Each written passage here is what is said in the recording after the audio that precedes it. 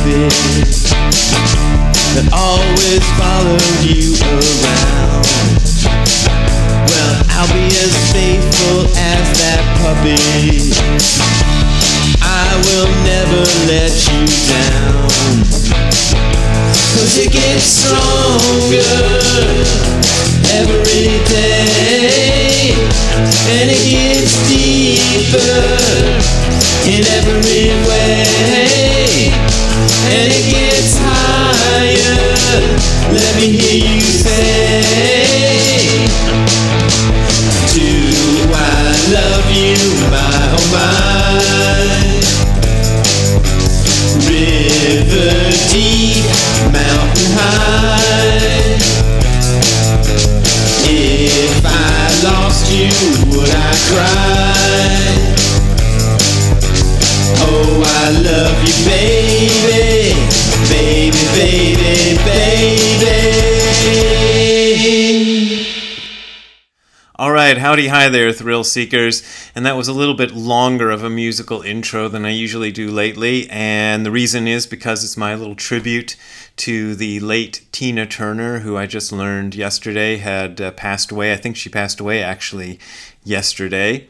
And the reason I thought I'd do, that's River Deep Mountain High, which was the, Phil Spector produced that, well, not the version you just heard, but produced the Ike and Tina Turner version of it, and it was going to be like his big breakthrough single, and apparently he was really disappointed when it didn't top the charts. So anyway, there's a whole rock and roll story behind that one.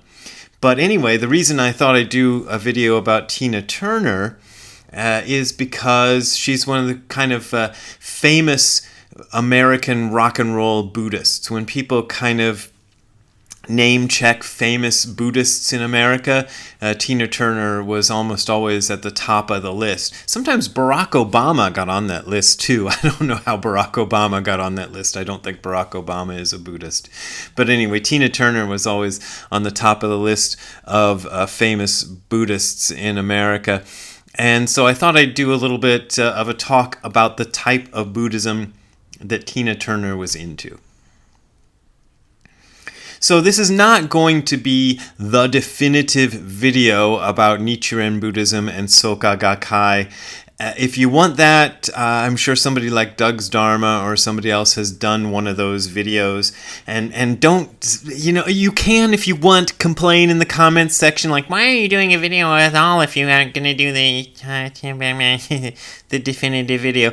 Yeah, I think there's other things you can talk about other than doing the definitive video that gives you the history and everything else about Soka Gakkai and all that in Nichiren Buddhism.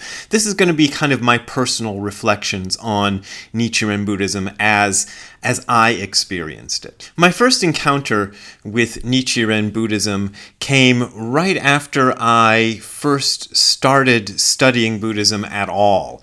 I think I had maybe completed the class that Tim McCarthy did, the first class I did called Zen Buddhism, which introduced me to the whole Buddhist thing. And so I was probably sitting Zazen by then, but I hadn't been into it very long. And I was living at a place we all called the F Model House because it was a sort of punk rock house at which this band called the F Models used to practice and rehearse. But by then the F Models had broken up and they weren't rehearsing there. I think one of the none of the F Models lived there by the time the story I'm going to tell you took place. They'd all moved out. But one guy had moved into one of the rooms that one of the F Models used to live in. And he was into, I wish I could remember the guy's name, but he was into Nichiren Buddhism. And I remember having some discussions about it because I happened to notice that he had this pin on his lapel, one of those pins you can get to, anyway. And it said Zen Death Trip. And I was like, oh, I'm starting to get into Zen. What's this about? And he started talking to me about this bike trip, like some really long bike trip him and his friends had taken on his instigation. And his friends started calling it the Zen Death Trip because it was much longer than they expected. But that got us into this discussion about how he was into Nichiren Buddhism. He wasn't into Zen Buddhism, but everybody mixes all the forms of Buddhism together. But this is the first time I'd heard of it. It's a kind of Buddhism where the main thing you do is chant Nam Myoho Renge Kyo. And that is basically, I believe that's the first line in the Lotus Sutra, the opening line in the Lotus Sutra. And it's basically a line of praise to the Lotus Sutra. Like the Lotus Sutra is the greatest sutra or something. I don't know exactly how it translates to it. The Namu is often seen in Buddhism as a praise, like Namu Amida Butsu is another one for the Pure Land sect, and Namu comes up in certain Zen chants too, as well. So it's a praise thing. And Renge Kyo is the Lotus Sutra Renge Kyo. Anyway, so that's what they do. They chant Nam Myoho Renge Kyo. And I remember asking Tim, what's this Nichiren Buddhism stuff? And he told me a little bit about it. Nichiren was the founder of it. And Nichiren and Dogen were contemporaries. They lived both in the 13th century, both in Japan, both in roughly the same region of Japan. And some scholars have speculated that they might have known about each other, but Dogen doesn't mention Nichiren in any of his writings, and I don't think Nichiren mentions Dogen in any of his writings. At least I've never heard that he did. I know for sure Dogen never mentioned Nichiren by name. But Dogen does reference certain movements that were going on in his time in Buddhism that he wasn't very fond of. And there's some vague references in some of his writings that might be references to Nichiren Buddhism, but it's hard to tell. There's something about chanting being like frogs croaking in a pond that might be a disparaging reference to Nichiren Buddhism, because Nichiren Buddhism was all about chanting. So one of the things about these various forms of Buddhism that emerged in Japan at that time, this is a sort of a scholar's point of view, is they all picked one thing that they got really deeply into. And the scholars like to say that the Zen Buddhists were into Zazen. That was their thing. And Nichiren Buddhists and also Pure Land Buddhists were into the chanting. So Nichiren Buddhists chant Nam Myoho Renge Kyo, and the Pure Land Buddhists chant Namu Amida Butsu, which is praise to Amida Butsu, but we're talking about the Nichiren Buddhists. So that's their thing. The story, the way I remember it, and remember this isn't the definitive version of the story of Nichiren Buddhism, but the way I remember hearing it from Tim was that Nichiren decided that he was Maitreya. And Maitreya is supposedly the second coming of Buddha that was predicted by the historical Buddha, by Gautama Buddha. Back when he was alive, he said that after I die, many centuries later, there will appear another Buddha whose name is Maitreya. And a lot of people in the years since the Buddha has died have claimed to be Maitreya. I think there's even a guy living up in San Francisco these days. He might have passed away recently, but I remember hearing about a guy who lived, a Chinese guy, maybe he was Taiwanese. Anyway, he lived up in lived up in San Francisco, and he claims to be Maitreya. There's lots of people who have claimed to be Maitreya. So Nichiren was one of them, and claimed to be the second coming of Buddha. And the way he knew that he was Maitreya was somebody hit him on the head with a stick, and I guess the stick broke open or something, and inside the stick was a copy of the Lotus Sutra all rolled up, which must have been a pretty big stick, because the Lotus Sutra is a pretty big sutra, so I don't know. But that's the story. When Americans say that they are Nichiren Buddhists, most of the time, I would say you're almost assured of this. It's very few exceptions. They are members of Soka Gakkai. So Nichiren Buddhism is just a general form of Buddhism started by Nichiren that centers on the chanting of Nam Myoho Renge Kyo. Within Nichiren Buddhism, there is a group called Soka Gakkai. I'm not sure what Soka Gakkai means, but it was founded by a guy named Ikeda. I'm not sure Ikeda's first name, who I'm sure he's passed away by now, but he's a recent-ish fellow. He's like a 20th century fellow. And the thing I know most about Soka Gakkai is if you live in Japan, which I did live in Japan for 11 years, one of the most visible things about Soka Gakkai is how political they are. And so they're mostly known as a very active political organization. And for those of you who have been following me a while, I've said this before. A lot of people are surprised, Americans especially, a lot of American Buddhists are surprised to find out that Asian Buddhists, when they get political, are generally conservatives. Like there's this strong association in America of Buddhism with leftist politics.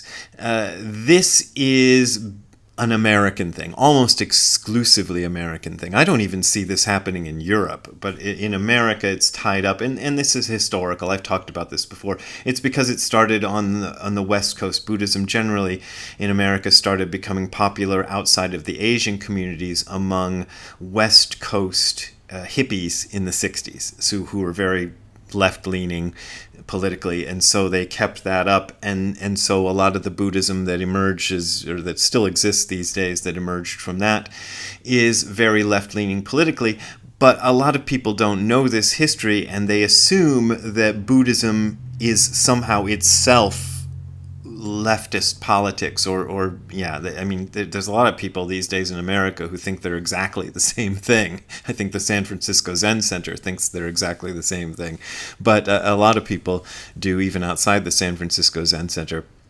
The Upaya Zen Center for sure thinks they're the same thing, but they're not the same thing. And Buddhists in Asia, when they get political, are generally conservatives, often right-wing, often far conservative, very conservative, and that's true of Soka Gakkai. When I was looking it up to do this video, I found this article by the Wilson Center. I've heard of the Wilson Center, but I don't know anything about them. So if somebody wants to come and get on my case and say the Wilson Center is blah blah blah, I have no idea. But this article is very much in line with things I already know about the Soka Gakkai, so I trust this article. I don't know anything else about the Wilson Center, so I'm not trying to endorse them or anything. I don't know anything about them. But this is an article written in 2014 when Prime Minister Shinzo Abe was, up for re-election in the Liberal Democratic Party. So Japanese politics is weird. The ruling party forever basically has been, basically since after World War II, has been the Liberal Democratic Party, which in spite of their name is a very conservative political party, a very right-leaning political party. And the article is saying the extent of the foothold of the ruling Liberal Democratic Party, LDP, will be dependent once again on the support of the Soka Gakkai, the massive Buddhism-based organization that dominates Japan's religious landscape. And scrolling down a little further, it says, in fact, the LDP would not be able to form a government without the religious group's support. As has been the case for every Japanese electoral contest since the mid-1950s, thousands of people across Japan right now are receiving solicitations from Gakkai's adherents to vote for Soka Gakkai's affiliated party, Komeito, the Clean Government Party. So basically, they're sort of like the moral majority. If you're old like me and remember the moral majority was a right-leaning political movement spearheaded by evangelists in America. Jerry Falwell and some of these other people were into it. It's basically a Japanese version of that. So that's what Tina Turner was involved in. So People in the United States who get involved in Soka Gakkai are usually kind of blissfully ignorant of the fact that what they are into is known in its native country, in Japan, much more for its politics than for its religion. As for the religious aspects of it, when I first talked to that guy who lived in the F Model's house about Nichiren Buddhism, because at that time I was curious about any forms of Buddhism and knowing what they were, and the first things he told me about it just turned me off completely, which was he had this thing which a lot of Soka Gakkai people have. I've seen them a lot since, this kind of plastic. It's like a little shrine, a little like by this big, that you hold a piece of the Lotus Sutra in. That's a piece of calligraphy. And you go in front of it and you put your hands like this and you chant Nam-myoho Renge Kyo. And the way he explained it to me is you keep in mind things that you want. So you chant for stuff you want. So it's a lot like law of attraction, The Secret kind of stuff. So the chanting is you're chanting to get stuff, and I'm sure that there is a deeper philosophy out there somewhere associated with this. I know I've seen loads and loads of books, and they can't all be just filled with chant if you want a Cadillac, chant if you want a new bike or something, whatever. You want to chant if you want a new guitar. I'm sure it's not all that. But I know that a lot of the appeal is kind of the same sort of appeal that people go for The Secret and for the law of attraction and that kind of stuff. So it wasn't really interesting to me. I did know a guy in Japan, American guy. I think he was American or Canadian. I didn't know him that well, which is why I've totally forgotten his name.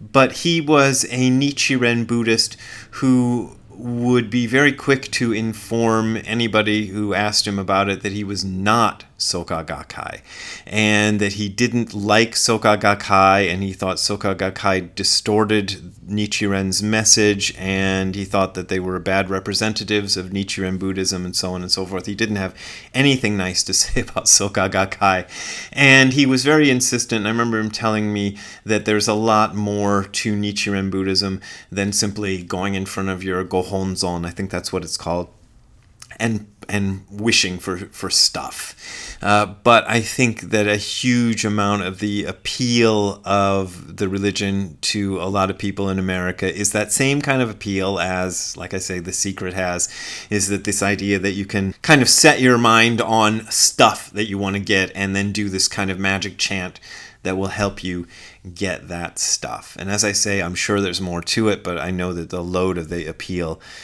is of that. And my other Nichiren, or my other Soka Gakkai story, Nichiren story, is when my mom died, my dad wanted me to do some kind of a Buddhist memorial for her. And the death happened rather suddenly, somewhat unexpectedly. Everybody expected my mom. She was very, very sick. Everybody expected her to die, but we didn't know when, so it kind of took us by surprise. So we had to kind of figure out what to do. And I was looking for something, a kind of a little, God, I forget what the name of this thing they call it. At the time, I was still, I'd just come back from living in Japan, so all this Japanese was fresh in my mind, so I knew the name of it. But there's a kind of a thing that Japanese people put in their houses. It's a Buddhist item, and they keep pictures of loved ones in it who've passed away. And I wanted to try to find one of those, and I was in the suburbs of Dallas where my dad lived at the time, looking, trying to find any Japanese places out there that might have one of these, and I was striking out at every turn. And it suddenly occurred to me, oh yeah, the Soka Gakkai people, they have those because they put their little shrines. Gohonzon is what they call it, but I don't think that's the name of it. Anyway, don't ask me the name of it. Anyway, so I called up the local Soka Gakkai place, and sure enough, yeah, they had them, and you could go buy them at their place. So I went out and got one, and was very cagey when they started talking to me about, you know, my my faith. I didn't let on that I was a Zen Buddhist, because I don't think they like Zen Buddhists. But I got the thing, and it was up in my dad's house for a long time with my mom's picture in it and some candles and stuff. So that's my other Soka Gakkai story. Not a very great one. Anyway, so Tina Turner has passed away, and I wish I was a bigger fan of her music. I always liked what I heard by her, but I was never a follower of her stuff. I was probably more, if I was going to listen to anything by her, I would have been listening to more Ike and Tina Turner stuff. And I do like this Phil Spector. I'm a big fan of Phil Spector's production style, and I've always liked that song River Deep Mountain High, the way Phil Spector produced it. And it should have been a hit, but it wasn't. But anyway, there you go. So, if you want to support me doing more videos about things I don't know that much about, you can go to the URL on the screen that you're seeing on the screen below, which is hardcorezen.info/donate. That is hardcorezen.info/donate. There you will find links to my PayPal and my Patreon accounts. Those are my main and usually my only ways of making a living, so I appreciate your support. But as always, you don't gotta support me if you don't want to support me. Have a good time all the time. We will see you later. Bye. Ziggy, what did you think of the song? Did you like the song? I sang it to you. You don't like me singing songs to you, do you? It confuses you. All right, we'll see you later, Ziggy. Bye.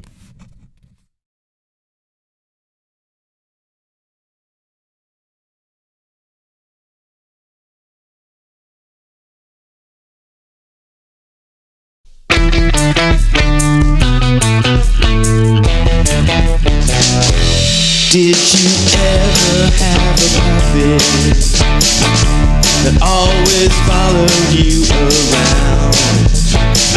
Well, I'll be as faithful as that puppet. I will never let you down.